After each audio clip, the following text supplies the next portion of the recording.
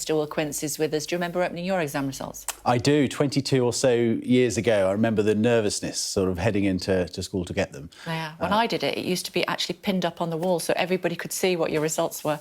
Oh, my God. Yeah, I know. Oh, thankfully, I did well in English, not so good in maths. What is the overall picture looking like? So we'll have to wait and see.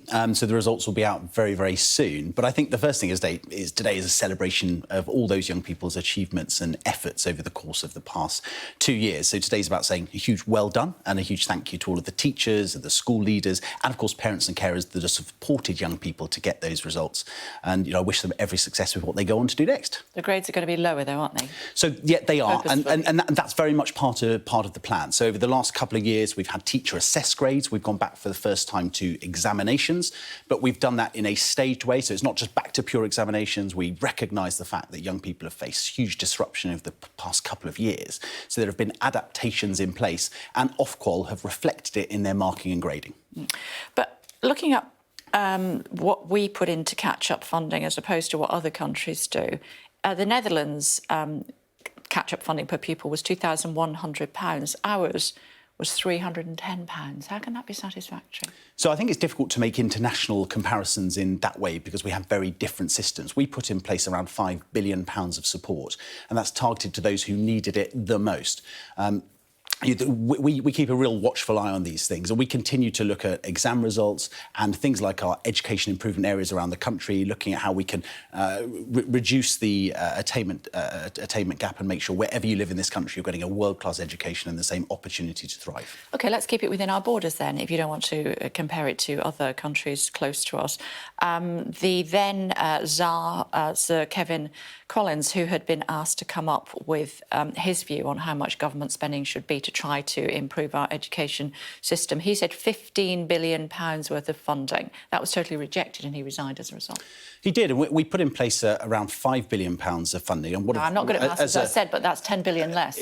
Compared to what he asked for at that time. And that's, of course, the start. We keep this under review, and the previous Education Secretary and the current Education Secretary has said the same. We keep a watchful eye on these things. We continue to invest in education.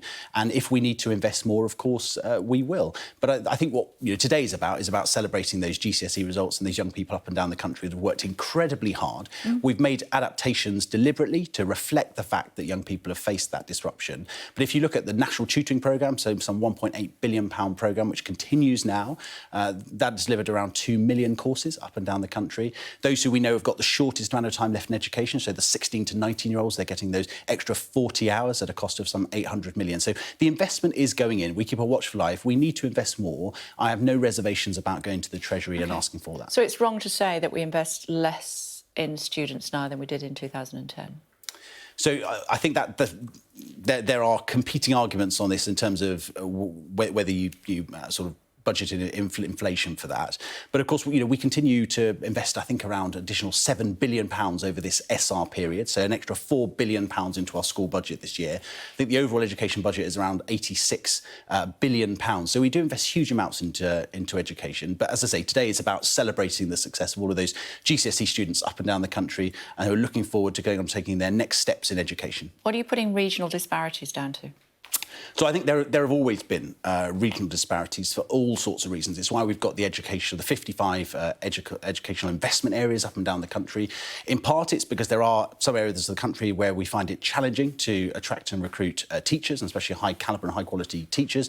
So, for example, we have the grants in place in some of those educational attainment areas. In some cases, it's around early years, the importance of the sort of 1 to 5. But we continue to focus on it because it's huge. It's hugely important that wherever you live, it's part of our levelling up agenda. Wherever you live in this country, you should have access to a world-class education, a fantastic school and college, and go on to achieve whatever your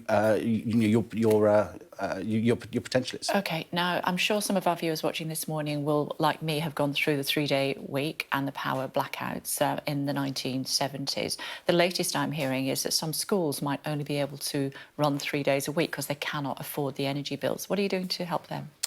So a number of things. So the first thing is additional funding. So an extra £7 billion over this spending review period, an extra £4 billion this year. So significant. Is that just for energy bills? No, of course it's not. How much are you giving them for energy bills and also increase to staffing and staff wages. So we're keeping a watchful eye. I mean, some schools will be under long-term contracts. Others will be coming out of those contracts. I'm keeping a watchful eye on it. I listen to schools and school leaders up and down the country.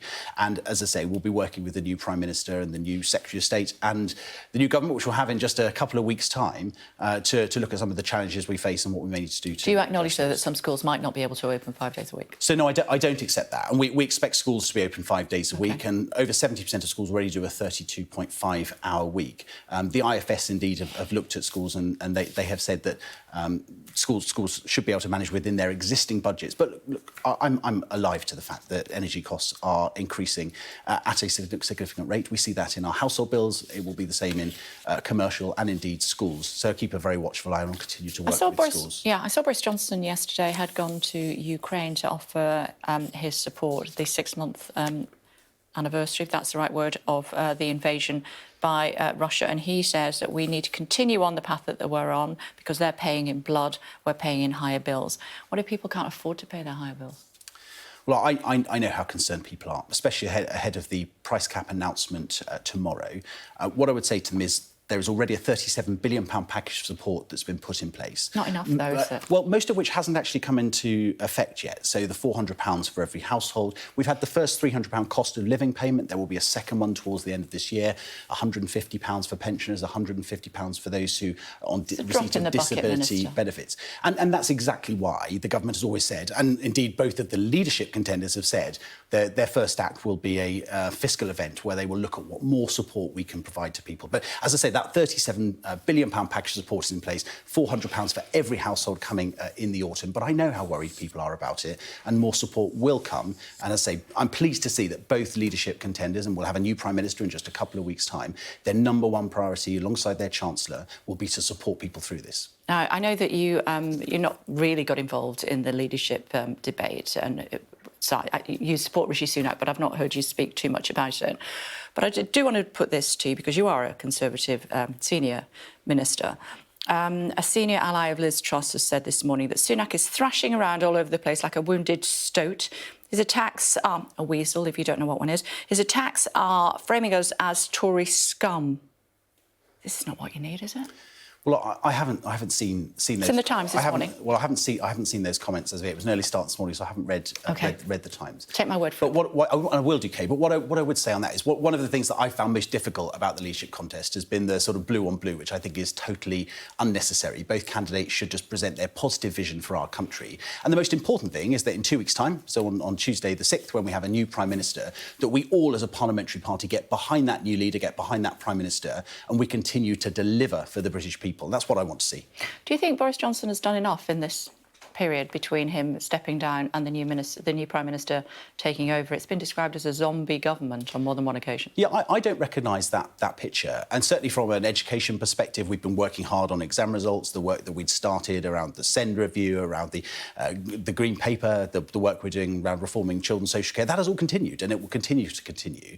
And hard-working civil servants alongside ministers up and down Whitehall are working to ensure that the new government will be able, it's not just going to be starting from fresh. They will have a suite of options that they'll be able to take forward alongside ongoing 2019 manifesto commitments that we are yet to deliver and working hard on. So I don't recognise the picture that's painted. And as far as I'm concerned, the Prime Minister has always shown a massive interest in education and what I've been doing, both in the Children and Families brief and also in the schools brief. And I've no doubt he'd continue to do so. Even though he's working from home, his country home, mostly. Let's end where we started. And a word for those that don't get the GCSE results they're hoping for. So don't panic. It really isn't the end of the world. There have never been more options for post-16 than there are now. So whether you go on to do A-levels, T-levels, which is our exciting new technical vocational qualification, whether you go on to further education, whether you go on to an apprenticeship, which are becoming more and more popular, there are so many options to you. Don't panic. Speak to your college. Speak to your parents. You will be able to achieve your potential. Just don't panic. How did you do? It was a long time ago. I got 6 A's and 4 B's, as I recall.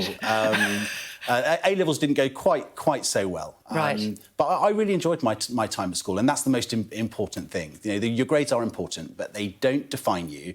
Just have a plan B. I hope all young people up and down the country get the grades that they want and need today. If you don't panic. There are so many options open to you. Good to see you, Minister. Thanks very much indeed. Thank you.